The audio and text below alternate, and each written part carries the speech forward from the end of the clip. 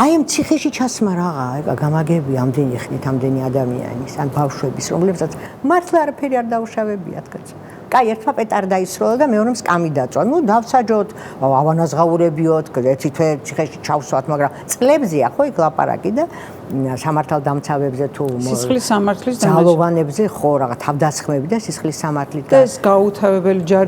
გაუთავებელი ჯარიმები ხო არ ვიცი მართლა არ ვიცი რა და აი ესეთი დამოკიდებულება ესე მოპყრობა თავისი ხალხის მიმართ არის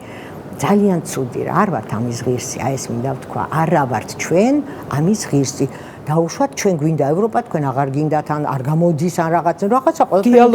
დიალოგზე მაინც ხო შეიძლება წამოხვიდე რა რომ მეუნები რომ შენ ხარ საერთოდ მოსასპობი და გადასაგდები და მე ვარ მართალი რაში ხარ მართალი კონსტიტუციაში შენ არ ჩაწერე კაცო 78 მუხლი ხო ჩაწერე და შენც მართალი ხარ მეც მართალი რატომ ცემ რატომ მიჭე რატომ აზიანებ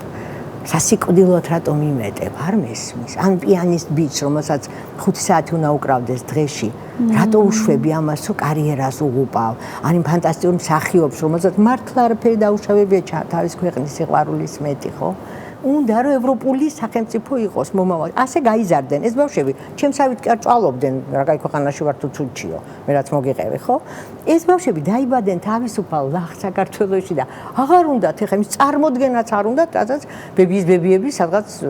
ოდესღაც ვიღაცას უყვებოდნენ და იციან ეს ამბავი ისმისო